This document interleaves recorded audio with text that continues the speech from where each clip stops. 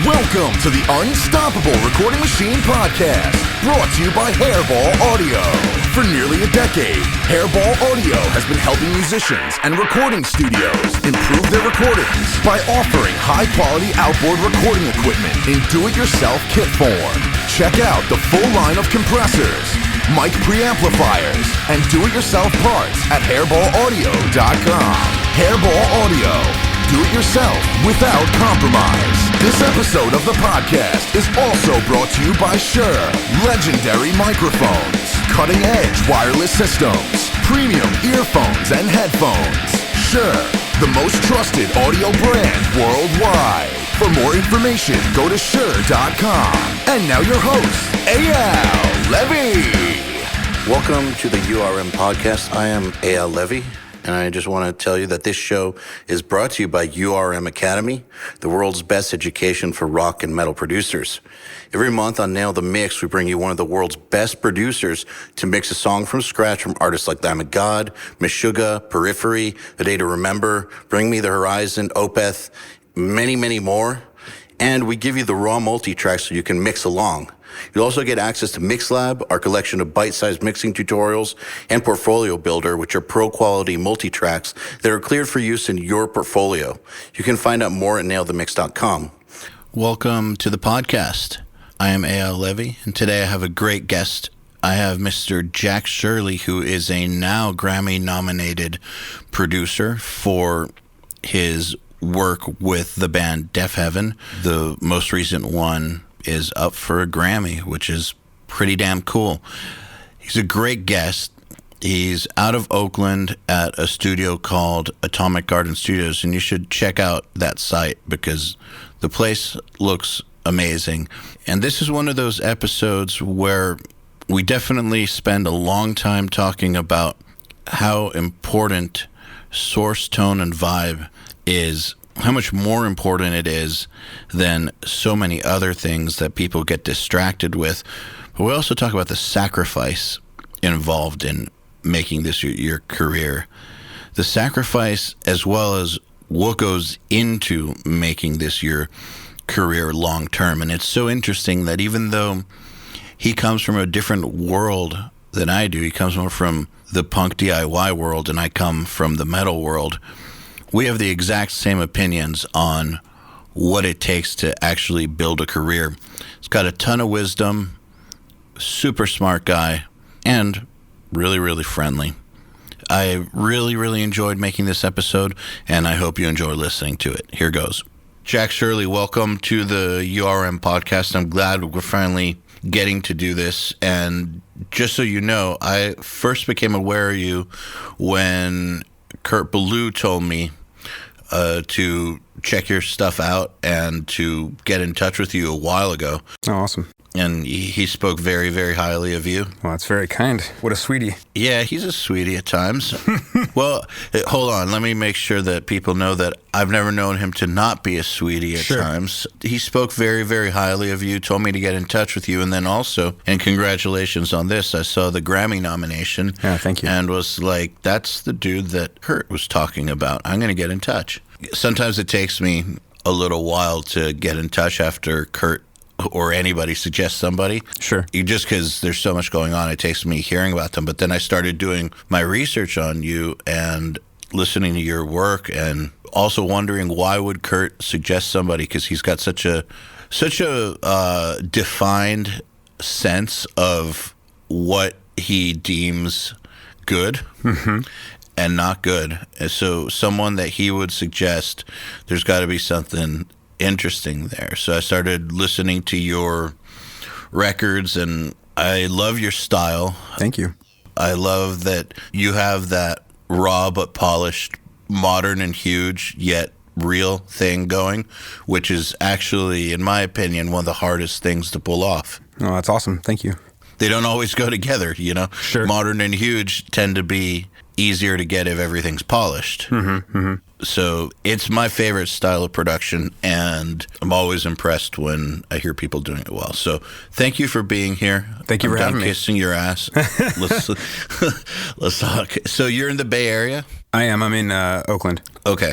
And What got you into this in the first place? Why did you start recording? Kind of out of necessity, I guess. I was a musician, and I grew up in the peninsula, which is like halfway between San Francisco and San Jose on the west side of the San Francisco Bay. And at the time, which was around like 2003, there were a handful of bands in the area and a pretty thriving scene for like a kind of suburban area. And there weren't really any DIY kind of low budget options that were at least apparent to the bulk of us, you know?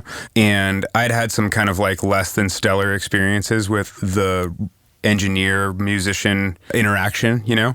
And so, yeah, in my head, I kind of knew like, well, I know what I want it to sound like. I just don't know how to do it. And I had gotten a Pro Tools setup and an M-Box and, you know, and that was kind of it. That was the beginning of the end. I started kind of chipping away, trial and error style. And here we are. You know, it's interesting that you say that. This is kind of the story of lots of producers I know who came about from the same time period, like the late 90s, early 2000s.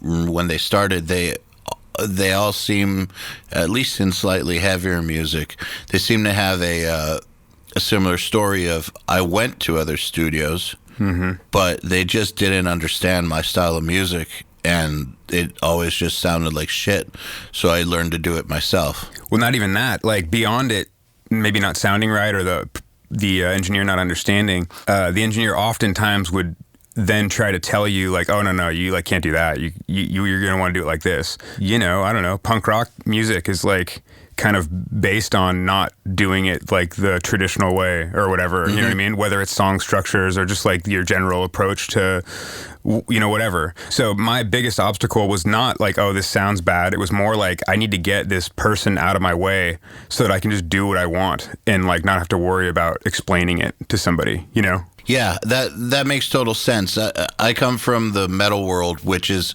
different than punk, but similar in that the stuff that works for recording metal doesn't work for any other genre. Totally. And, you know, it's kind of like you have all the traditional genres that, you know, get taught in recording schools that a standard engineer will know how to do at least moderately well. Yeah. But then you have these other styles like punk and metal that just live by their own rules or no rules or, you know, whatever you want to call it. And the reason I said it sounded like garbage is because your typical engineer at a, you know, one-size-fits-all studio, at least in those days, did not know how to do any sort of metal. And so I also felt like they wouldn't take our suggestions for how to do it. So it was kind of a similar sort of thing, kind of just like at an impasse. Well, and the production for certain styles of like hardcore and stuff like that hadn't really like completely landed yet. I was just talking to a friend about this the other day, and speaking of Kurt, it was like he referred to it as like the post Jane Doe, you know, world. But like that was one of the first records where it's like, oh yeah, it doesn't have to sound like everything's coming through like a Metal Zone pedal or whatever. You know what I mean? Like, it's true. Right. A lot of production before that was pretty embarrassing looking back on it and very like dated. But it also meant that you couldn't, even if you wanted something different, you didn't have anything to point to be like, here, this is what we want our record to sound like or whatever. You know, like there was no concrete reference material like there is now. Now there's, you know, hundreds of great sounding like heavy records that you could show an engineer and be like, even if they didn't understand it, if they were good at their job, you could be like, this is what we want, you know, roughly. It'd make a little more sense. But yeah, I know what you mean. It's like some people, even still, like I hear stories about people who went elsewhere and were like, oh man, they just didn't know what to do with like our drummer. They didn't get that he, like why he was hitting cymbals so hard and so often, you know, or whatever. So yeah, it is definitely, you gotta kind of just like know what to expect and how to work around it, I guess. Yeah, I think I see a similar. I'm going to bring up black metal just because, because of your link to Deafheaven, which are you know, their own breed of black metal, but still they come from that world in their own way. Yeah. That it's a similar thing in that genre that there is a time period where the productions sounded kind of similar, like through a Metal Zone pedal or worse. PV practice amp in the basement with one microphone and the whole band playing was into a tape recorder. I don't mean like studio reel. I mean like cassette. But that's its own thing, right? That's like some cult shit. That's not like people that are, we started a metalcore band and we want to sound huge. It's like the traditional black metal, right? It's like, this is supposed to sound like it was found in a garbage can, you know what I mean? Like 20 years later or whatever. Maybe. See, the thing is, I'm not sure. Like, I know that there's a few who have kept that mentality up because that's what they learned was supposed to be right. But then you get bands like Dimmu Borgir. Oh, right. And I don't want to say Cradle of Filth because I never considered them black metal, but to a layman they are.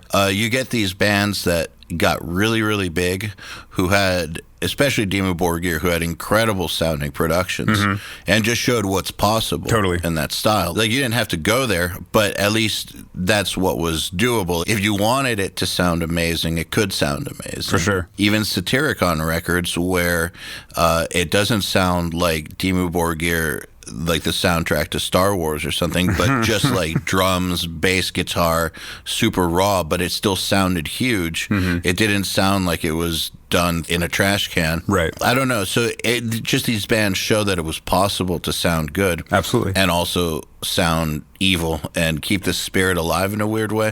I know that the original, there's quite some argument in that scene about what's true and what's not. Right. I don't really care what they say.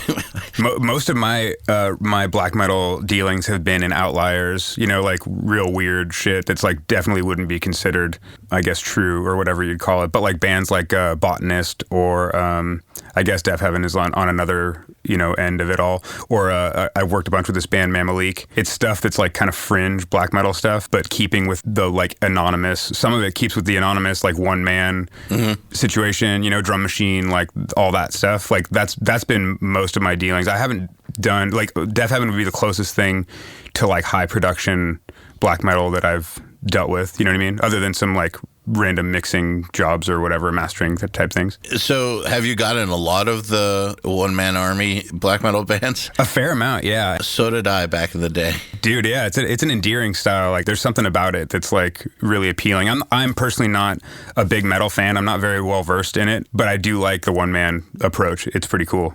Although I think digital technology is killing it, or like the charm of it. I spoke a bunch with a friend of mine about this, and the best analogy is like the Xerox. You did some black metal artwork and you could Xerox it 10 times and make it look all fucked up, and it just happened to work out great because of the like analogness of the process, you know. But now the modern day version of that is just like a really badly pixelated like Photoshop job, and I feel like that's the same with the digital thing. Like, they're moving off of the 4-track cassette, which has like so much character and can be fucked up in the most like beautiful sounding way. But like when you try to do that with a 2-channel interface and like Audacity or something like that, or even a laptop mic or whatever it might be, it definitely doesn't have that same like endearing quality. It doesn't. Plus, also, the whole idea of the one-man band kind of thing is now no longer unique. Right. It's no longer, wow, that guy does everything and this is just his insanity put down on tape. Right. Now everybody starts as, whether they become a producer or a musician, almost the path now almost is the one-man band. For starters, anyway. Yeah, absolutely, for starters. But that's what I mean. That's like, there's just new gateways into the world of music now, and I think that the one-man band with a 2-channel interface and Audacity or Reaper, that's like, that's how a lot of people get started now. Sure. That in and of itself is no longer special. Right. It's kind of the norm. So that's also part of it. We're very used to that scenario now. It's no longer outliers. So with a band like Deafheaven, which is much more high production quality black metal, it still sounds, you know, raw, not bad raw. Right. It sounds like produced raw. It's hard to define, but it still sounds real. It still keeps the important parts intact. And do you find that to be its own challenge? No, my whole approach to just kind of any music is pretty traditional in terms of like, I work on almost the idea of like, what would the approach be to recording this record, whatever it might be, if it was like pre-computer era, you know, like mid 70s or something like that. So like my studio setup is very much rooted in like an analog-based studio. Almost all the gear is based on something from like between the 50s and the, you know, early 70s or something like that. And yeah, so like all those records are done like live to tape, no click tracks, no like samples, no editing. It's all very organic. It's the same way that I would assume they recorded, you know, Back in Black or something like that. At what point do computers come into your process? It's different for every record, but I guess the most common thing would be we track to 2-inch tape until we run out of room on the tape, and then we transfer the multi-track into Pro Tools and then continue from there. And then the mix is often, or almost always, then summed back into the console and mixed through analog hardware and to tape again, you know, to 2-track tape again. I really try to function as if it was that golden era, and it's like always kind of in the back of my mind of like, well, it's the idea of like, what if this band existed then, almost, you know what I mean? And like, how would the approach have been? And so, you know, there's a couple tricks here and there. There's digital stuff that we might do, but nothing too substantial. So you just use it as one more tool, but you don't use it as the centerpiece. No, it's definitely more like convenience and affordability. So like the records that I have done without a computer at all have been really rewarding, but it's definitely not for everybody. You know, a lot of people need like a recall that's going to be super accurate, or they need an archival method that doesn't cost $1,000, you know what I mean? Or whatever it might be. So even just like having the tape backed up on the computer and being able to use the reels again frees up a bunch of budget for a band, you know? So it's kind of a utilitarian approach for it. Yeah. And it really does afford a lot of like, you know, just, I don't know, convenient workarounds and stuff like that. But again, and actually I can't shit on it too much because the computer has like provided me with my entire career essentially, because, you know, I've been able to work on all sorts of international stuff, and I do a lot of mastering and or just like remote mix jobs and things like that, or like people have been able to take things home and finish tracking and send it back for mixing, stuff like that. So it's great. But if somebody told me tomorrow like you can never use a computer again to make a record, I'd be like, fuck yeah, I'm stoked. So it is what it is. I think that's a great answer, actually. I was wondering, how would you survive in this day and age without really using the computer too much? But you just answered the question before I asked it, which is that you do use it when you need to, especially. Absolutely. So it sounds to me like your preference is to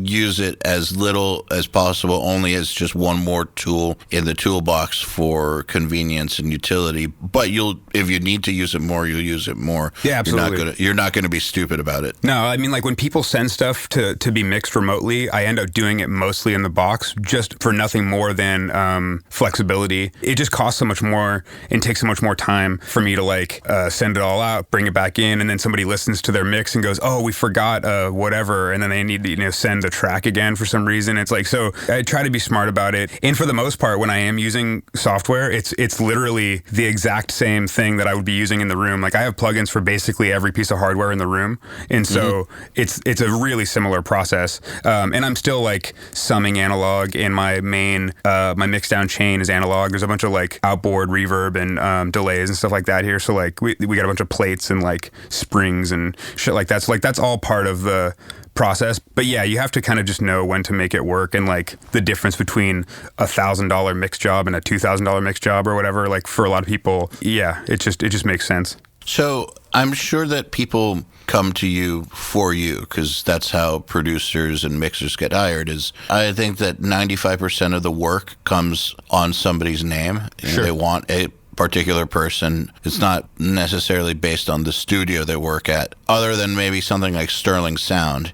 So I imagine that lots of the mix clients will hear something like Deafheaven or whatnot. Sure. And they want the guy who worked on Deafheaven. Yeah. I'm just naming them. You've worked on a ton of bands. I'd say them and like Jeff Rosenstock are the biggest names that I've worked with consistently. So like it's fair enough. I have gotten a lot of work because of all that. So the question I have is, if you get bands who are coming because of them, yeah, but they're international, you didn't get the chance to produce it, right?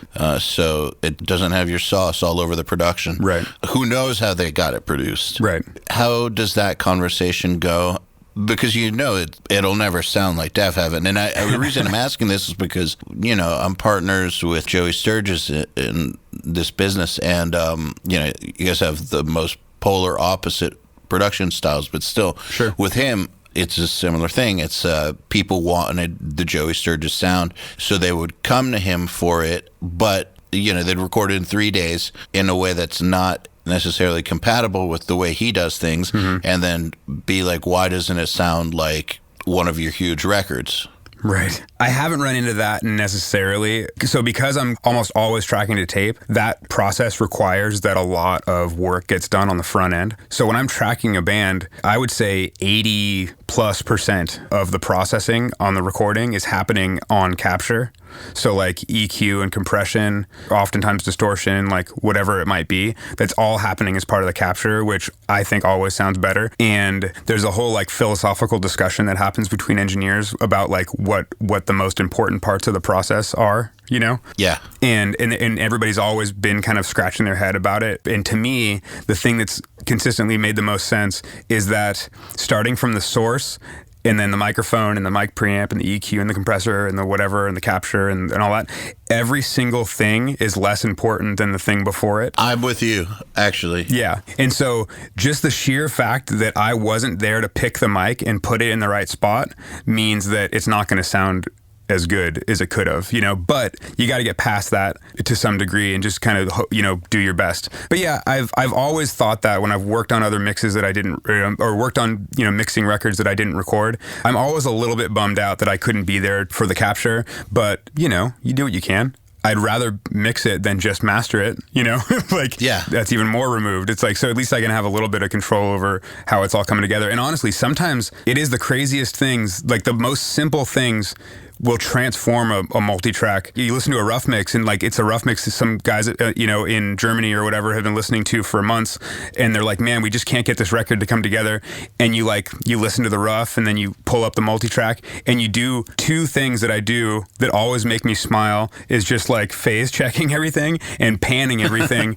And it's like, this sounds totally fine. Like, how did, you know what I mean? Like, how did this make it so long without these couple little processes? But you could almost send the band back just a phase check, panned proper mix, and they're like, heads explode. Like, how did you do that? That sounds amazing. And it's like, I didn't do anything, But anyway, yeah, it's a fun process regardless. I do prefer to be there for the tracking, but, you can't always. Man, I mean, face checking is pretty monumentally important. It really is. So on the topic of the hierarchy of what matters most, I actually totally believe the source first. And it's interesting that you put it the way you put it, but I also, and I've put out a lot of information about this over the years, but I really, really do think it starts with what's actually creating the sound. Absolutely. Like the guitar player playing that guitar is going to be the way that guitar mostly sounds.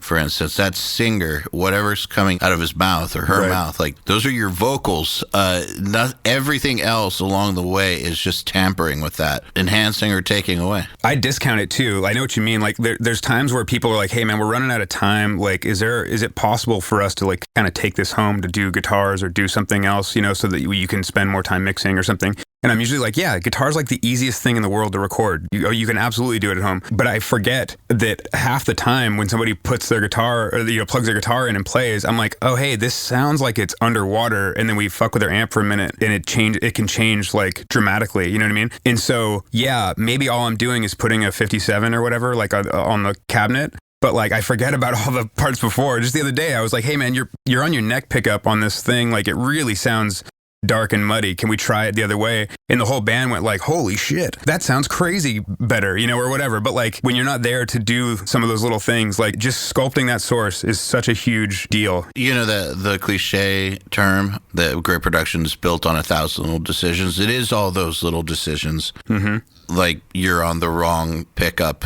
Right. The amp is set just a little bit wrong. Like, all those things put together And so many of those, they happen before any sound even goes into the microphone. Right, absolutely. So, maybe you did put the 57 on the cab, but also if you move a 57 over a centimeter and it's going to sound different. So, right. It's not just putting the 57 on the cab. Knowing exactly where to put it on the cab is sure. in conjunction with the right pickup selection and the right settings on the amp and the right person playing the right guitar, all that stuff. Yeah. Like, it's Absolutely. not that simple. And and it's with drums too. I've always thought that the hierarchy is the drummer herself, Sure. is the most important part, because the way that they hit is, you can have the same exact drum setup, same heads, same everything, mics,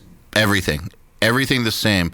You change the human, and it'll sound like a completely different drum set. And so the human is number one, the drum selection is number two, the head and tuning is number three, then you get the sticks, then you get the microphones, then the preamps. Right, the placement. Yeah, all of it. Yeah, exactly. But to me, the preamps and all that stuff, that's like way down the line. That's so true. People freak out about microphone preamps. And then converters. Yeah, I don't know. But I think the preamp thing became such a hot topic because a lot of bedroom recorders, that's really the only thing that you kind of get into. You have like, it's the first thing that you upgrade, and it's like a fairly affordable thing. It really isn't that important. Like a high-end mic preamp is a high-end mic preamp. Like there's some, you get into some variations, but like, I don't know. That's actually, I got rid of a bunch of stuff years ago so that I would have everything just be the same, so I didn't have to think about it anymore. And I love it. I love having to not think about it. That's a great idea. Actually, it's funny. We do this event called the URM Summit, which is kind of like 3 days of like classes and it's like a convention, speeches, whatever. But we did this drum one where this guy who's an incredible drum engineer, drum tech, his name is Matt Brown, we showed that your interface or the preamps, like we showed that it's almost meaningless. It's not that they don't make a difference. Obviously, great pre's are great pre's, but sure, if you have everything else right, the amount of difference they make... Yeah, it's 5%. Yeah, exactly. It's 5%. It's cork sniffing. That's exactly right. That's a great way to put it. If the other stuff isn't there, then, the difference between 60% and 65%, you're still getting a D on your drum sound. Yeah. If it's 30 to 35%, you still fail. Totally. And if it's 90% there before the preamp to 95%, okay, so you're going from A minus to an A. But like that's all it does. And then you add good converters, and that's like 2% more. So you go from 95% to 97%. Yeah. Okay, so you've gone from an A minus to close to an A plus because of those two things. But if you weren't already at an A minus with everything else, then you're not getting there. Yeah. No, it's great. That's really good. That's a great education for people to have. The problem is, this is just me speaking in my frustration. We'll go back to you in a second. I just have to say this. This is my big frustration about telling people things online. This is the big limitation. This is why I like it when people can come to our events in person and see this stuff, because I feel like they don't believe you. Until they hear it themselves. Yeah, because it's so easy to say the source. Right. The guitar player's hands, like tone is in the hands, like all that stuff. Yeah. The drummer's the most important part. Fuck your pre's. Yeah. Learn how to tune drums. Learn how to pick heads. Like, it's so easy to say that stuff, and I feel like a lot of the times it just goes over people's heads until someone shows them, no, this is actually the truth. Like, if you want to really get good at drum sounds, learn how to fucking tune and learn how to pick your drums and your drummer and place your mics. Yeah, absolutely. And if you're just starting out, sometimes, you're dealing with pretty amateur musicians because you're recording for free or whatever, and like that's what you get. But like the one time that a band shows up that's actually really good and has all their shit kind of dialed already, like they just sound amazing, and you hear the difference in your recording that had nothing to do with you. You did the same thing you did for the last 10 things, you know, but like all of a sudden it sounds amazing. It's like that's when it really starts to kind of click. I was like, oh my God. I've done some pretty like scientific shootouts of all sorts of gear, of tape machines and converters and pre's and stuff like that. And yeah, I've had friends come in and just laugh at me when I'm like, dude, listen to the difference between these, whatever these two things might be. Because it's damn near inaudible when you start like in the big picture, you know? Well, the thing is, if you're competing at high levels, and by I mean high levels, like, okay, so in your world, it would make sense to me if you got better converters. Like when people are in the professional world dealing with world-class bands, I understand if they want a 2% edge. Oh, yeah. Okay. Like that makes sense to me because that's like a race car driver. Like if they can get like a tenth of a second more, they're going to go for it, and they're going to modify their car, and that makes sense. If a mastering engineer that works on major label projects can figure out how to get 0.5% more quality or volume without distortion, they're going to do it, and that's could make a difference between their career continuing to take off or them getting passed over, or like losing the mix off between them and three other hot shots. Like that 2%, 0.5%, that makes a huge difference once you're already at that top level. But when you're learning, it makes no difference. It's irrelevant. There was somewhere in in one of the tape op books, there's a really good quote that says like, you could record the best band in the world on a fucking blade of grass and it would sound incredible, you know, like, and it's true. Like, it's true. Yeah. So, but yeah, when the better you get it up front, like, yeah, you win. But yeah, and that goes to like the room and like all that shit. Like it's really easy to get caught up in like the gear chase, just cause it's fun and most of the time it's gratifying. I've had very few high-end pieces of equipment come in where I'm like, what the fuck? This thing sounds terrible. It's a dopamine spike. Right. Most of the time it's like, this does exactly what it says it was going to do, and I'm stoked. And it cost $4,000, but well, shit, you know, I guess that's the price that you pay. But sometimes it does sound terrible. Yeah. Well, I don't know. I mean, like, I'm trying to think of, I've been through, so that's another thing, like when I've only ever mostly worked at my own studio, and in the beginning that was just an M-Box, and now it's like a full analog, kind of high-end room, and when you don't go outside of your own place, you don't really get to try stuff unless you buy it, and we don't really, we didn't have a lot of like rental opportunities, so I've been through my share of stuff, and like, I gotta say, I've very rarely disappointed, but it's just more about like finding what fits best for the situation, or for my situation or whatever. So like, it turned out I didn't like having 2 channels of all the coolest channel strips or whatever, I liked one the best, and I got 32 of them, and now I'm just happy with that. Which one is it? I use an API 1608. So the API pre and then the 550A EQ. So I have it set up where all my channels are the same. So when I reach up to grab an EQ, I don't have to debate about whether that EQ sounds better on kick drum or not, or whatever, you know what I mean? And I do have some like auxiliary stuff. I have some Pultecs that I really love, and like 560s, the graphic EQs that I use as needed. But for the most part, 75% of what happens goes through that same basic chain.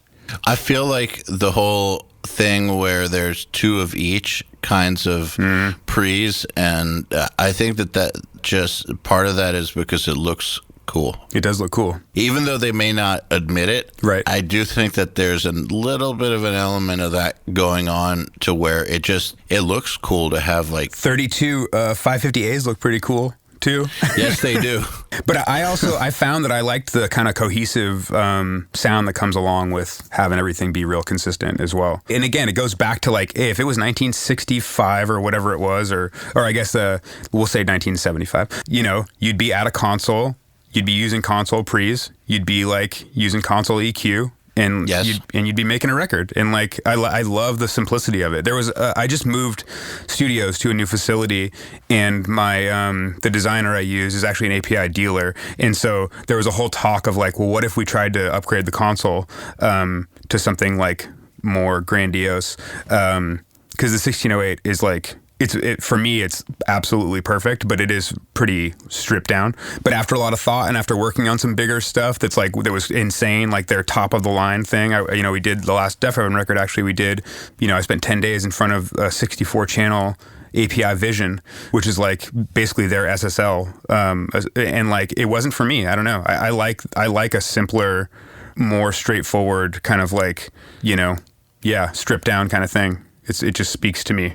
And I think that actually is the other key ingredient about making proper choices is to get the stuff that speaks to you, not the stuff that everybody says is good, but the stuff, obviously those APIs are fantastic, but making the gear choices of what works best for you, that's also part of choosing the right gear. Mm-hmm. A lot of people buy stuff, like a perfect example, and I don't think there's anything wrong with this, but like Shadow Hills, for instance. Sure. That mastering compressor just looks really cool. It does. It looks like it's out of an H.R. Geiger movie or something. We have 2 of them here. Yeah, they look great. They're incredible. And they sound great. They're great compressors, but I do think that a lot of people bought them because they look so fucking cool. Yeah, that may be so. But I mean, I mixed through one for many, many, many years, and I've still hit it occasionally, but it got passed by another one. But yeah, I mean, I love that thing. It gets, so the new spot has we have 2 control rooms now that are like kind of 2 private rooms, and we outfitted very similarly, but like that was one of the things that they were like, oh yeah, we're definitely going to get one of those. And they use the shit out of it. Yeah, but you used it and you loved it. That's different. Yes. That's what I mean. You have to use the stuff that works for you. Mm-hmm. Not just looks cool. I know personally of a lot of students first getting to the point where they can afford some gear, trying to invest in stuff like that without really knowing what works for them and what doesn't. I guess that's the only way you're going to find out. But I just think that it's misguided to focus on that stuff first. Absolutely. However, when it does work for you, that's what works for you. Yeah. I guess I'm just speaking more to the point that you were looking at going to the much more expansive API console. Yes. And chose to go with the more stripped down one because that's what works for you. Yeah, absolutely. So do you get bands who come in who don't want to do things your way? Like Yes. They want your sound, but they don't want to do things your way? Yeah, it's a common phone call that I get is like, hey, we want to come do a record. We really love records X, Y, and Z that you did. And I'm like, okay, cool. Well, how do you, this is how I usually do it. What do you think? And they're like, well, we usually do it the other way, like the opposite way of that. And it's like, well, the reason maybe that you like the records that I did that was because they were done with the whole band playing live without a click track, and they were done to tape, so where you're limited on what you can do in terms of editing, and you can't keep 20 takes because it's expensive and whatever. And so I'm thankfully at the point now where like it's busy enough where I don't have to take every single call that comes in as like, okay, yeah, we're going to record for better or worse. Now I've been able to be like, maybe I'm not the guy for you, because to me, making records like that sounds like fucking so painful. Like I haven't tracked a record one piece at a time in, I couldn't even tell you, like many, many years. For a rock band anyway, or most bands, it doesn't serve the end result to me. And it's not fun. It's not fun for the players. It's not fun for the engineer. I don't know. I like to keep it loose. I like people to have fun and be relaxed and comfortable. And yeah, I don't know. Recording one fucking dude's guitar part for 2 days, it doesn't sound fun to me at all.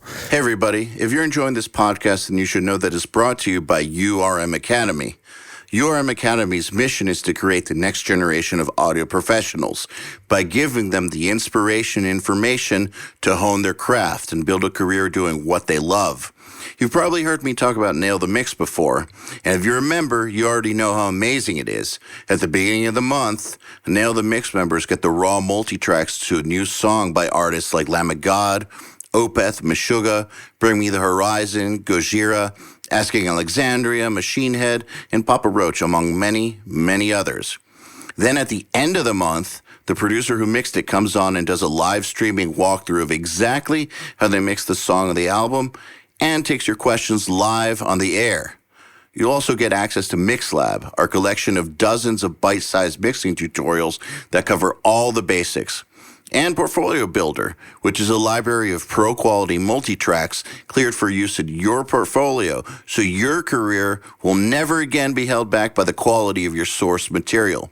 And for those who really, really want to step up their game, we have another membership tier called URM Enhanced, which includes everything I already told you about and access to our massive library of fast tracks, which are deep, super detailed courses on intermediate and advanced topics like gain staging, mastering, low-end, and so forth. It's over 50 hours of content, and man, let me tell you, this stuff is just insanely detailed. Enhanced members also get access to one-on-one office hours, sessions with us, and Mix Rescue, which is where we open up one of your mixes on a live video stream, fix it up, and talk you through exactly what we're doing at every step. If any of that sounds interesting to you, if you're ready to level up your mixing skills and your audio career, head over to urm.academy/enhanced to find out more.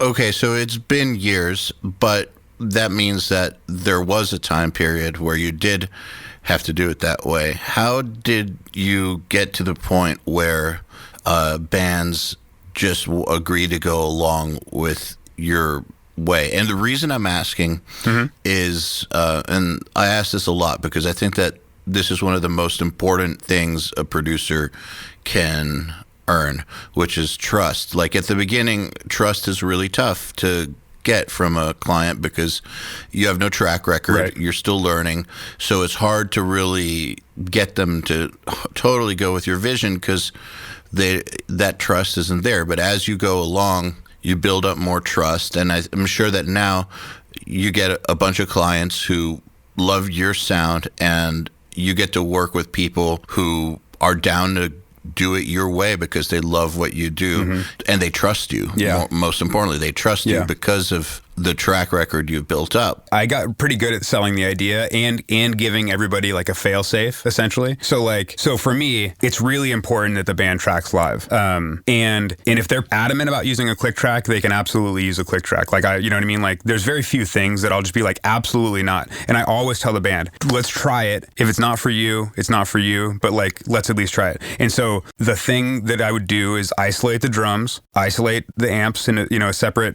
room. And then like my spiel was always like, well, if you absolutely hate how this goes, we'll throw everything away but the drums and then we'll just start over, you know? And no one ever did that because it sounds better when everybody plays better when they play together. Like, okay, like on a Deafheaven record, as an example, the band tracks live to tape without a click track. They did 10-minute long songs in one whole take and that's it. That's the drum take. That's the bass and guitar takes. And like might punch in a couple little flubs on a guitar or a bass. We might edit a fill later in Pro Tools, but like what you're hearing is like very much what happened. And then we'll double all the guitars and we might spend a little bit more time on that top layer of guitar because it's one person at a time, you know, we might spend a hair longer getting the tone or like, you know, punch in a little more often or something like that. But it's so organic and straightforward. And like, I don't really remember, it's been 15 years that I've been doing this and like, as far back as I can remember, this is how I've done it. And so even at the very beginning,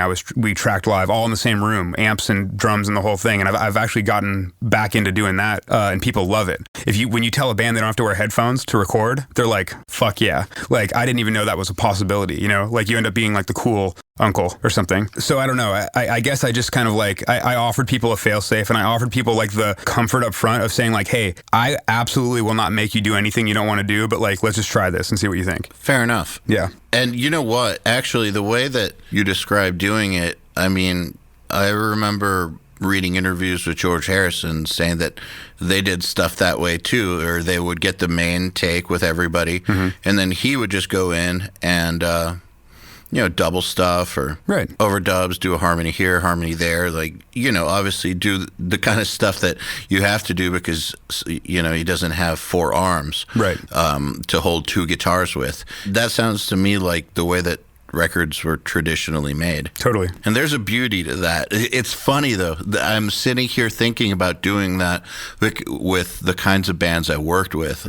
I'm now full-time URM. URM kind of exploded and took cool. my life over. That's awesome. It's cool. Yeah, it's been a few years now to where it's literally the only thing I can do. But before that, the majority of my production career was insanely fast and technical extreme metal.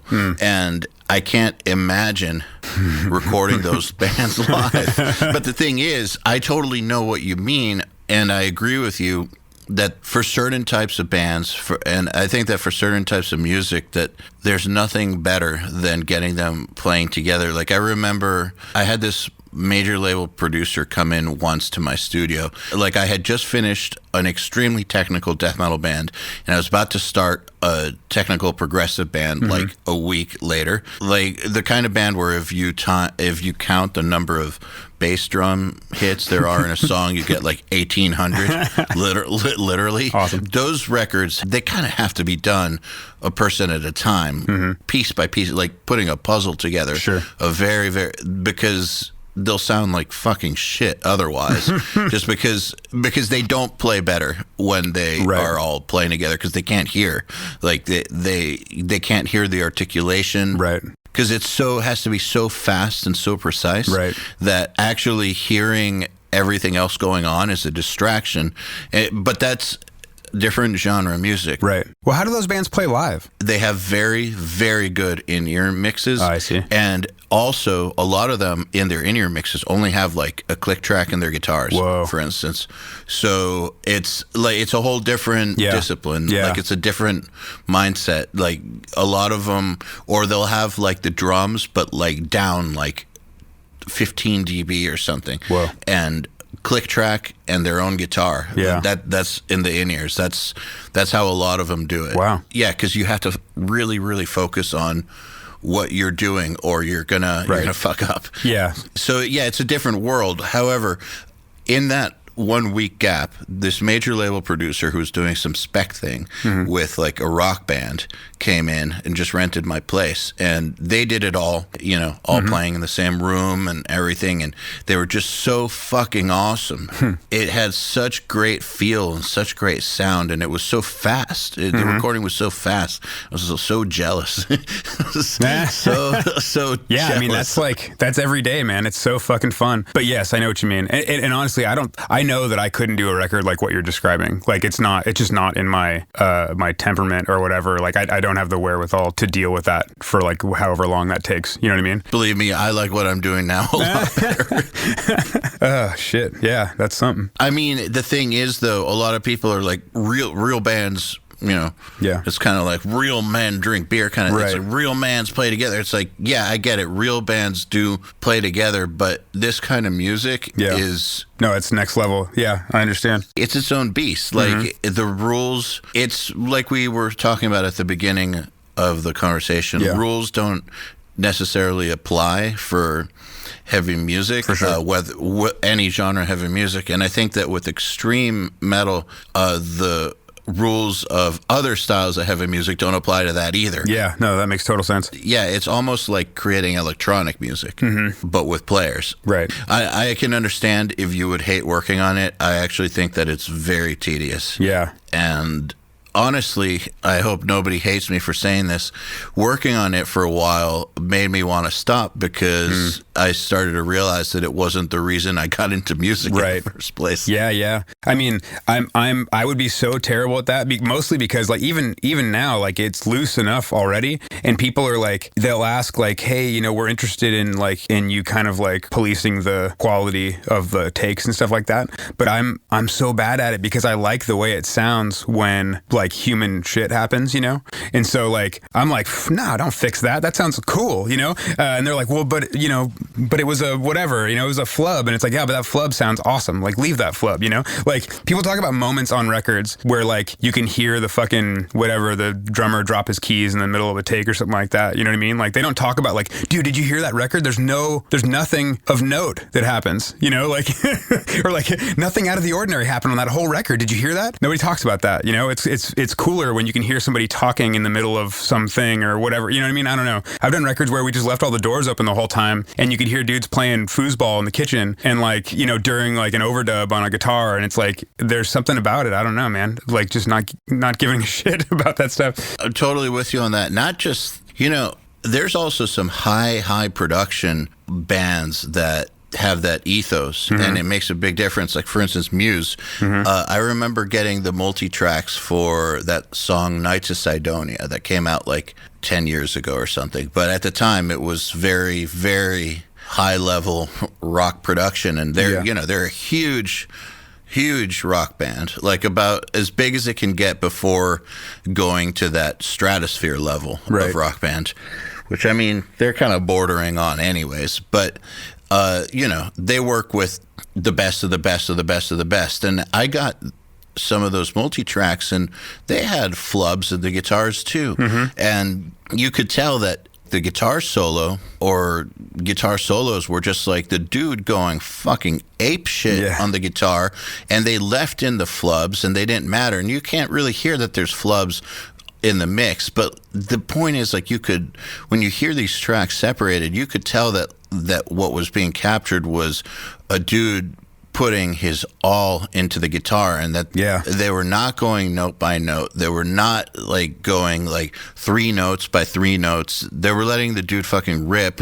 And there was a little bit of flubbery. The feel and the expression in it was so far beyond any of those flubs that they were obviously kept for a reason. Like, I have this band coming in 2 days for like a 10-day session, and they're doing some like kind of grungy, like spacey pop rock type stuff. And we've talked a bit about production, but I can tell we're gonna have to figure out our, like, you have to really weigh a lot of priorities, you know? So like at this new spot, we have this really big live room. It's like 1,000 square feet, you know, I guess not really big. And you can get some pretty great, like, giant open drum room type sounds, you know? And as much as I like that, it's cool. I do love a big drum room sound. It's really loud, and it's got some good like slap back and all that stuff. But I've been getting such good results putting everybody in the same room with no headphones that you can't really get that same big open drum room sound, because there's like, you know, half stacks and 8x10s just blaring in there as well. So it becomes you have to weigh out like what's more important to us, the feel or the production, or you know what I mean? Like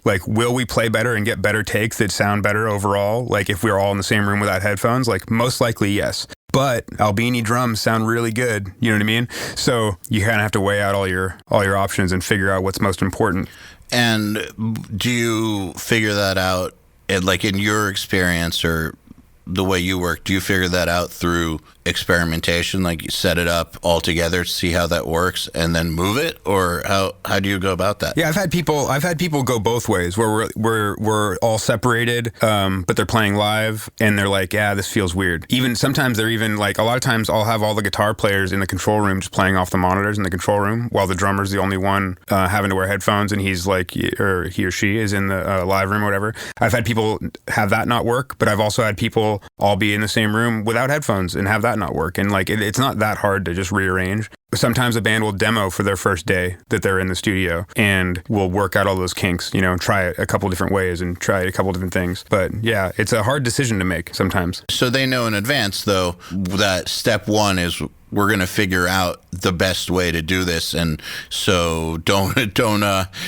that we're going to be tracking today necessarily. We're going to be figuring things out. Yeah, if we talk about that. I mean, like, honestly, most of the time we're tracking, like, we're taking the first real take 2 to 2.5 hours into the load in, like from load in. Wow, that's so fast. Holy shit. Yeah, I move fast regardless. So like there's not a lot of time mulling over a bunch of shit. It's like, get the sound right, just like go, you know, like I guess the new place is kind of big, and so it takes a little longer to do stuff. So maybe we're more at like maybe 3 hours. At the old spot, it was so streamlined. Like, yeah, 2 hours in, we could definitely be like into getting the first takes, you know, like nailed down. But I'm blown away. I mean, I don't know. I don't really do a lot. You know, like I said, like you put the mics in the right, make sure the source sounds right, put the mics in the right spot, and like you're 75% there. The rest is just like a couple little EQ tweaks and like hitting the compressor the right way or whatever. It's not like there's not a ton of like deliberation and whatever. Your records speak for themselves. I'm just blown away because that's so fast compared to how I'm used to working. Oh, yeah. I just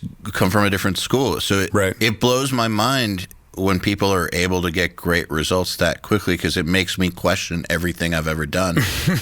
But it's also a whole different kind of sound. It is. But like, I'm used to when there's a budget enough for it, like when there's a band with a budget that's not, shit, 3 days to get drum sounds. Whoa. Yeah, right? I've never done that on any record I've ever worked on. So day one, we figure it's going to sound all right by the end. By the end of day two, it's close, so we'll track something. Right. You're going to redo it on day 3. Yeah, we're going to redo it on day 3 because by the end of day 3, the drums are going to sound so damn good that we're not going to want to keep anything that we might have done day 1 or maybe day 1, but definitely day 2. By day 3, but I guess the thing I noticed was that even if I start tracking on day 1, by day 3 the drums sound so much better. I just wanted to redo everything anyways. Yeah. I've never had enough budget to even do that, like on a record. Most people that come through aren't spending very much money. So like you just have to figure out how to make it fit into the time you've got, And that sometimes that means mixing the same day. So I've tracked records live and mixed them the same day, and like, because that's what they had $500 a day, and they had $500 to fucking to record a record. And so it's like, well, okay, I mean, we can do it, like I can have you ready to record in 2 hours, and then you have 2 hours to record your record, and then 4 hours to mix it, or whatever it might be. See, the thing is though, and your productions sound great, I think that it's genre thing too. Oh yeah, absolutely. And as time has gone on, I've gotten like more and more people that are on the same page have gravitated towards me in this place and stuff like that. There's no arguing or anything. Everybody's kind of already like in the zone before we even start, Also, I get a lot of repeat people. So like it's like, oh, this worked great last time, let's do it again. Or let's do it even more fucking stripped down than we did last time or something,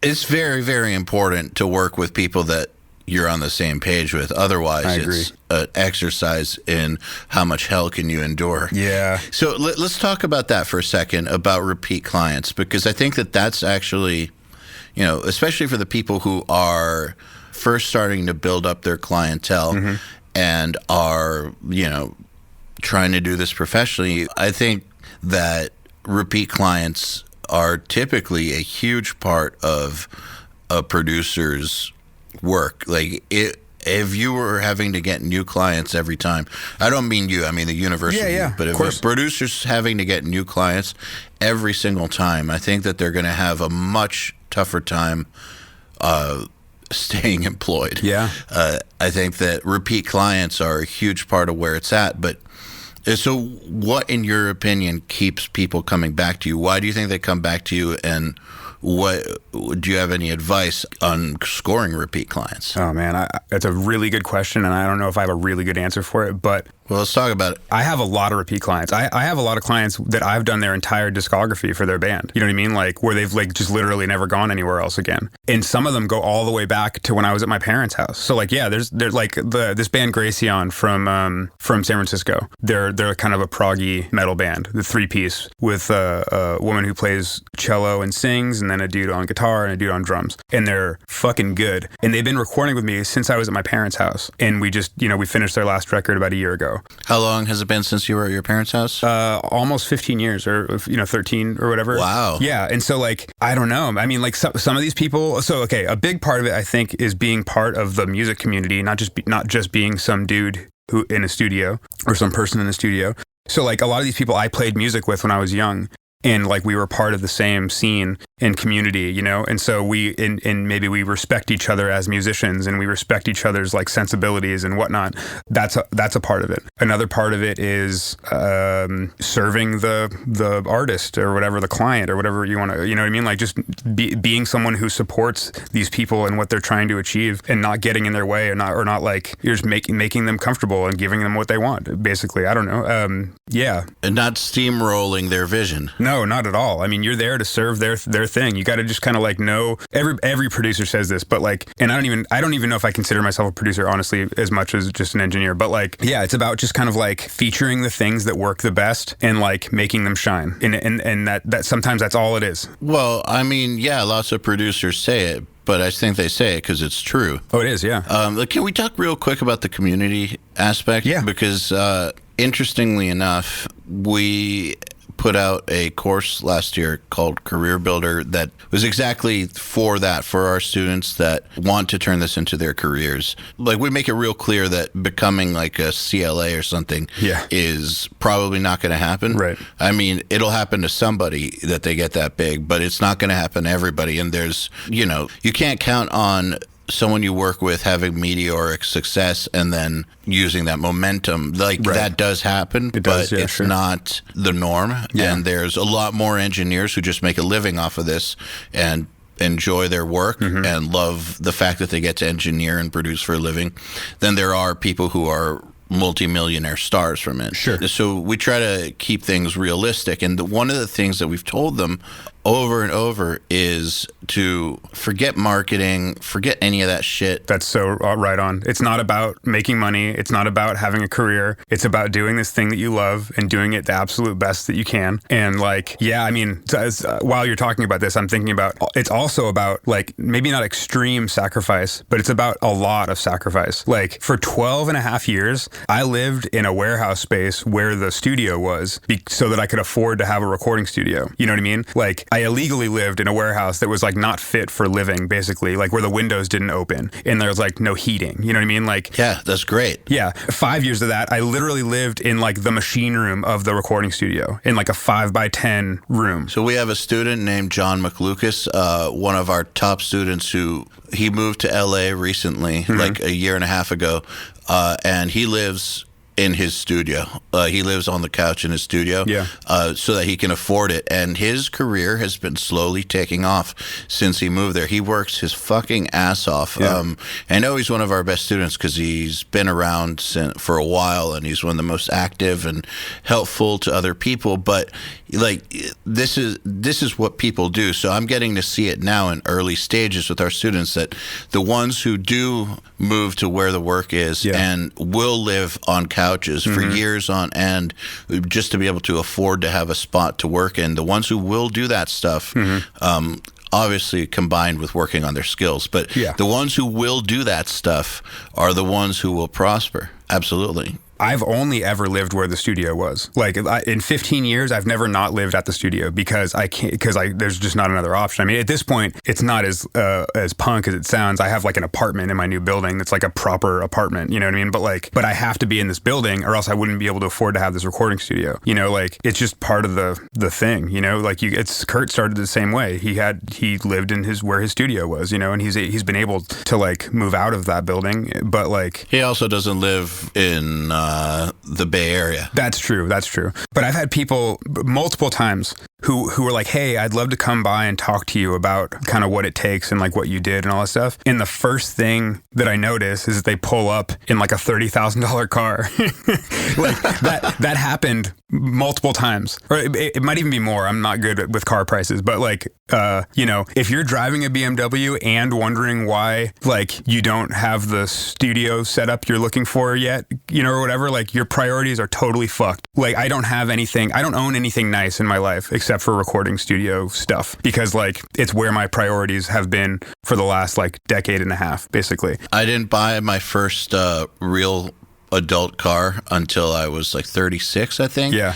Because I put all my money into studio and music. So I drove my band got a van when we got signed back in like 2005. And I ended up with the van because I paid it off little by little, and it was like it looked like a molester van. Like, I felt so weird. Like, so like if you go on a date or something, you're like 35 and there's valet parking or something, and you pull up in that van, it just is. But I did that because it was like, why should I spend money on a car? But then once URM got going, and it was like this new life, I'm getting a car. But I was 36 before I got my first adult car? Dude, I'm 37. I still don't know if I have an adult car. I have some beater that was like belonged to my grandfather and then my dad. And it was like, okay, well, this is free. You want this car? I'm like, fuck yeah, I'll take that car. I mean, why not? However, the stereo in the car is very nice. So that again is a priority. You got your priorities straight. Yeah. But anyway, yeah, it does require a kind of like whole life handover. And I commend people like my current girlfriend who's been with me for 8 years has dealt with some shit, man. I mean, she lived at the studio. The old studio was not soundproofed. You know what I mean? Like, wow, she's a trooper. Yeah. I mean, the space was big. There was like a 2,500 square foot warehouse space and the studio was like less than 1,000 of it. But if a band was recording, you might as well have been in the room with the band. You know what I mean? Like it wasn't soundproof. It was and so like, that's not always the funnest thing. Or like when a band needs to use the kitchen, it's your kitchen. Or when they need to use the bathroom, they have to walk through your living space. God, man, you're describing my life. Yeah. At my studio before this, like it was a residential studio in Florida, and my girlfriend and I lived at it. And so basically it was like a compound. So half the studio was across the street with my then partners, but the drum room and my studio were in my house, and my house was the lodging for the bands also. And that's where we lived, and there was one kitchen. And so, and so if there's a drum session happening, she was basically confined to our bedroom or like our porch room, but it was basically like being in the same room as the drums. Right. And then, you had to deal with band members using the kitchen all day and all that. And she put up with it. And sometimes it's such a beautiful, positive experience. I work with a ton of close friends of mine, and it's great. And it's especially great because otherwise, I don't know if I'd have much of a social life. But like, because my friends can come here and we can all hang out and make records, it's great. But like, and she's friends with a lot of the same people. So it was like, it'd be a great, oh my God, so-and-so is going to be here, for a week. Oh, that's so cool. But sometimes it's just some rando like bedroom metal kids who like don't know how to interact with other human beings, and they're walking through your house and they're not even like acknowledging that you're there. You know what I mean? Like, and so it's not always a shiny positive experience. But so anyway, I commend her for sticking around through all that, because now we live in like a real house, and like daily we're like, can you believe that we live in this real situation? Like now it's soundproofed. You can't hear anything that's happening in the studio anymore, which is fantastic. Thank you, West Show, for my soundproofing design. That's just, it takes a special kind to stick that out. And funny that you say that about the rando metal kids. Like, I remember this one time, at first I had no rules because I didn't think about it. Right. But then eventually I had to start laying down rules, because just so that we wouldn't go crazy, because we couldn't have like drunk metal dudes in our kitchen at 3 a.m. or something. Like, no. So we had to start having rules. Like, there's a door that closes at 11 p.m. and it reopens when the session starts the next day. Right. And so, this is our house from this hour to this hour. And we had to do things like that. But still, like, I remember this one time where we had real clear instructions about trash, because you couldn't just leave trash outside because the bears would get it. Like, there were fucking huge bears. We were half a mile away from this federally protected bear reserve. Whoa. That was like 400 acres of bear land. Holy shit. And so these bears, what like state? Big black Florida. You wouldn't think of Florida, you think alligators, right? But no, bears. Right, yeah. So these bears would just like come onto people's property. They'd like, they dragged some lady out of her garage once. They will eat your trash. My then business partner, he put his trash on this porch that was fenced in with a padlock. Mm-hmm. The fucking bear broke that thing open. It was like it bent the bars off. It looked like the Incredible Hulk had busted out of prison or something like that. So it's like it's an actual problem, right? So there'd be very specific instructions, like, when you fill up your trash, just take it to the garage and put it in the trash cans there. And then, there's a certain hour of every week when the trash man is coming, and we go out there 15 minutes in advance. Whoa. Yeah, but like, this one band would just leave their trash in my hallway, like huge bags of it. They smelled like shit. So I would put it back in their room, because it's like, guys, just put it where I told you to put it. Yeah. But I'm not going to carry your trash for you. Because we're getting off on the wrong foot here. Right. Like, I'm not your trash man. Like, we should act like respectful adults.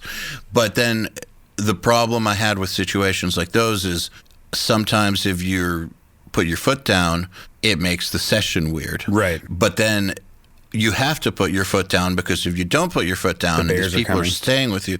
Well, no, these people are staying with you for 5 weeks. Oh my God. And so if they're already on day 2, just like leaving trash everywhere, if you don't say something, then, you're going to have problems with my girlfriend living there too, and like guys like just ransacking the house for 5 weeks. Lodging is some next level shit. I commend you for that. Like that's where I had to start kind of drawing the line. When it was friends and they're in from out of town and they have no place, or whatever, it's like I'm happy to accommodate. But like when it's people you don't know, I mean, at least in our situation, there wasn't like, it was very open, like floor plan. And so like you just don't get off work for 24 hours a day until they're gone, because you're like babysitting, basically, it's not fucking cool. Yeah, like it's very tough to take a day off, because people expect that since they're there and you live there, you're just down to work 24/7. Right. And even if you're not working, you're now like entertaining, or like you're just tending after somebody or whatever, and like, Yeah, so therein lies the challenge, because the moment you start putting down those rules, though, that can seep into your relationship with them while working. Mm-hmm. So it's like a catch-22. Yeah. So what do you prefer? Do you prefer to have some semblance of a life, or are you going to just basically be on tour all the time? Oh, because man. it's like being on tour. I mean, so I do. Yeah, sorry to go on that rant, but No, I cool. agree with you. The sacrifice involved in actually doing this is something that I think they just got to get comfy with it. Right. And I can see if they pull up in a BMW and and are wondering how to get an internship or something, right, like they're probably going to have problems. Mm-hmm. So the other thing, though, that we've told them, and I want to go back to something you said, is you said you were part of the music scene. We've told people that instead of advertising and marketing and trying to do all this social media garbage, and mind you, I'm all about social media for a company that makes products. Sure. Like my own, but for a studio, I think you need to be personally involved with people for word of mouth. Yeah. And for so become a part of your community is what we've always said. Well, and you can't even try. Do you talk about that? Like, bands get turned off pretty quickly by somebody coming up to them at a show and being like, hey, like, I record, I'd really like to record you. You almost can't even talk about the fact that you record. You have to just show up and just be part of the community. Somebody else will bring it up. But like, when you start selling yourself, you don't turn people off any faster than that. Like, you just can't do it. No matter how much you like a band, you can't be like, oh man, you should really come record with me. It's a terrible way to go. So like it is. Yeah, you just have to show up. You just have to show up and be part of it, and like don't try and don't think about it, because it's not. Yeah, it's not about that. It's just not the way. But word of mouth will take you all the way to the end. I mean, that's it. That's all you need. It's interesting how I feel like the secret to this, and it's a bad word, networking, but the secret to this networking thing is to not do it with an end in mind. Right. The only thing to do it for is to try and have a good time, make some friends, be a part of whatever it is you're attending, mm-hmm. but do that regularly and do good things for the community you're a part of. And then eventually other people will talk about your work for you. And when the time is right, people will bring the conversation up, and that's when you can sell them on it. Mm-hmm. But if you are the one to broach the topic, no, it's terrible. You're going to punish people. That's some cringeworthy shit right there. I mean, like, and I'm not saying I've never done it. I've done it. You know what I mean? But like, that's how you know. But that's how I know. Yeah.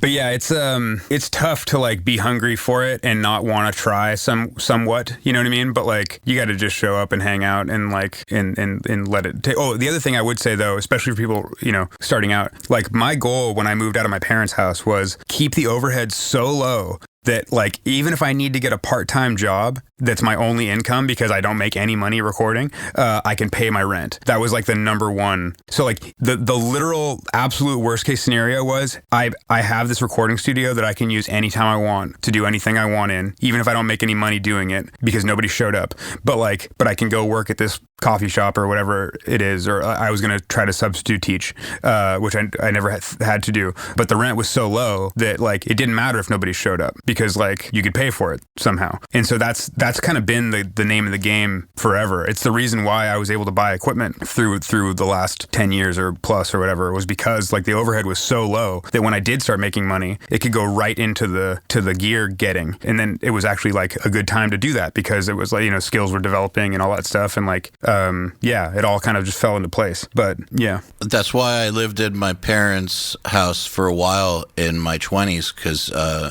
no overhead. Yeah. And I could funnel any money that came to me into studio gear or music gear. Yeah, absolutely. That's the reason. And, not everyone has that, that's a fortunate situation, and I'm eternally thankful for it. And I realize that not everybody has that situation, but you got to take the advantages where you have them, because being able to afford to do this is crucial. Mm-hmm. Unless somehow you manage to land an internship with somebody who's gonna love you and float you, right, and then hire you, and and then put you up, which can happen, right, but that's also very rare. Yeah. It can happen, though. It's happened to people I know who have landed in the right situation. They were the right person to work under the right person, mm-hmm, and things just worked out. But still, even then, even in that case where they got under the right producer, there was still a time period where they didn't make shit, right, when they were interns, right, and they had to figure out a way to survive. And then when they started getting paid, they still didn't get paid that much. Mm-hmm. So, they had to make it work for years before they started making basic adult money. Right. I mean, I got lucky every step of the way when it came to that sort of thing. You know what I mean? Like I was paying rent at my parents' house when I started recording there, but like, because I was trying to finish school and all that shit. But the community was so good to me that within a year and a half of literally having a Dell computer and an M-Box, I was paying the rent at my parents' house from only recording. I was able to quit my job. And then about a year after that was when I moved to the first, Atomic Garden. That's fast. It was. And that speaks to me only to the community that I was a part of, and that like there were enough people and like we were doing enough stuff, and I was in a relatively relevant band at the time, and all that stuff helps. I mean, like I've toured extensively all over the world, and every time I've come back with clients without trying. You know what I mean? Like not just because like, oh, you record, oh cool, like we're recording, can you mix it? I'm like, yeah, sure. Like they liked my band's record, which is fucking amazing now looking back on it, because that was some of the most embarrassing records I've made. Not musically, but like production wise, But yeah, it's like, it's all about just like being out there and doing shit. I gotta say that, so I also have toured the world extensively, mm-hmm, was in a band that we got signed to Roadrunner, put out 3 records, did a bunch of touring, mm-hmm, and the whole bit, and it never got that big, but still we did the whole thing. And then when I got into a studio scenario, I had already been recording for years, but I got into my first big studio scenario with 2 partners who had never toured. Uh-huh. And I felt, they're way better producers than I ever was, or, they're amazing. But I had a connection with the bands because of having been a touring musician, where I could understand the bands on a level that you only can understand if you've been in their shoes. Yeah. I feel like. Yeah, that makes total sense. It does, and I feel like that really does help. Like I'm sure that the fact that you've toured and that you have been on that side of the glass, mm-hmm, or that you have that shared experience and you know what it's like. You've done the musician thing. That gives you a relatability that you can't get any other way. Mm-hmm. Yeah, absolutely. And it's like, and did I tour the world to market my recording career? Like, no, I toured the world because I wanted to play music, But like, yeah, but it sure fucking helped. It's crazy, man. And like, yeah, and it's fun. You build some of the most lasting relationships of your life, and it's like, it's extremely rewarding. And none of it has anything to do with marketing or selling yourself or anything like that. Man, marketing is so bad for producers. Yeah, it is. It's interesting though. We get this a lot because people would be like, you guys are putting out Facebook ads and all that. It's like, yeah, well, we're selling a product. Right. We are not selling production services. If you look at my partner, Joey, who he never advertised his productions ever. He advertises plugins and stuff, but he never, when he was mixing or producing, never placed one single Facebook ad, didn't even have a website for it. And if you look at most successful producers, I mean, just about all, they tend to have really outdated websites, have very little social media presence, like some more than others, but like in general, it's pretty lacking. You're too busy to update your website. Yeah. So, okay, I'm in this new situation where I have a new studio and there's a second room with a second engineer in it that like is basically running his own business out of his side. And so we have to keep things a little more current. But seriously, the last thing I need right now is more exposure because I'm so fucking busy that if 5 more people called and wanted to get in between now and May or whatever, like I would just feel bad having to tell them no. If you're successful at it, the last thing you need is a working website or like a whatever. But some people, I don't know. As I'm saying that, I just updated my website yesterday. So, well, I mean, I'm not saying it's a bad thing. No, and a lot of producers have websites. I'm just saying that they're not what moves the needle in a producer's career. Yeah, no. Nothing bad comes out of having a website that's like shows what you've got, obviously, and how to contact you.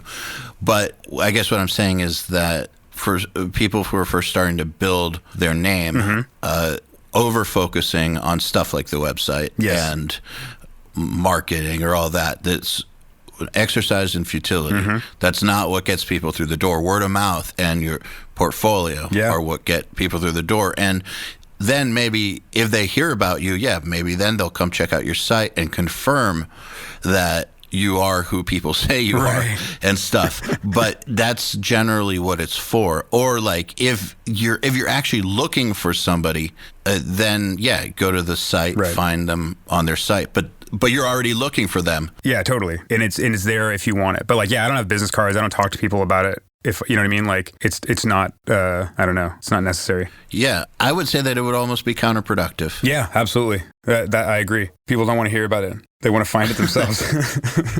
Well, I mean, I think about how I discover music and producers, the way that I've never really discovered producers other than, I mean, in what I do now, I do discover them from looking for them. But before this, the way that I would discover them was the same way I would discover music. Is I would hear it or hear about a band or something and not pay attention, and then hear about it again, not pay attention, hear about it, and then finally by like the 7th time I hear about it, it's like, okay, there's a video, gonna watch it or something, or it's on, I come across it and listen, and I'm like, wow, this is pretty cool. And having that, wow, this is pretty cool reaction several times with the same artist then leads me to do more research, and then I'll figure out who produced it, and then you start to see the same person working on records you like, then you like that person's work. I feel like that's how most producers are discovered. Yeah, I get a ton of people just because they're like, oh man, I love X record that you did and I saw your name in the credits and I wanted to see what you could, whatever. People read credits, like they pay attention when they're making music, they're paying attention to the records that they like. And that's a common email I get is like, oh man, I keep seeing your name pop up on all these records that I love. And like, I sometimes just people emailing to thank me. They're not even maybe even musicians. They're just like, hey, like you've done so many records that I love. Like, thank you for making them sound like real music or whatever. You know what I mean? It's fucking cool. But yeah, more and more people are paying attention to that stuff. Yeah, that's how producers get discovered, in my opinion. Yeah. So anyways, I feel like this is a good place to put this one to bed. Sure. I want to thank you very, very much for coming on the podcast. It's been fantastic talking to you. Thank you for having me. It's been a great conversation. The Unstoppable Recording Machine Podcast is brought to you by Hairball Audio. For nearly a decade, Hairball Audio has been helping musicians and recording studios improve their recordings by offering high-quality outboard recording equipment in do-it-yourself kit form. Check out the full line of compressors, mic preamplifiers, and do-it-yourself parts at hairballaudio.com. Hairball Audio. do it yourself without compromise. This episode of the podcast is also brought to you by Shure. Legendary microphones, cutting-edge wireless systems, premium earphones and headphones. Shure, the most trusted audio brand worldwide. For more information, go to Shure.com. To ask us questions, make suggestions, and interact, visit urm.academy and press the podcast link today.